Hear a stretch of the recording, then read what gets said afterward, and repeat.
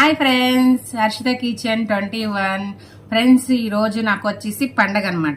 పండగ అంటే ఏంటనుకున్నారా? Chicken leg piece, Thums Up, biryani. ఇప్పుడు మనం తినేద్దాము.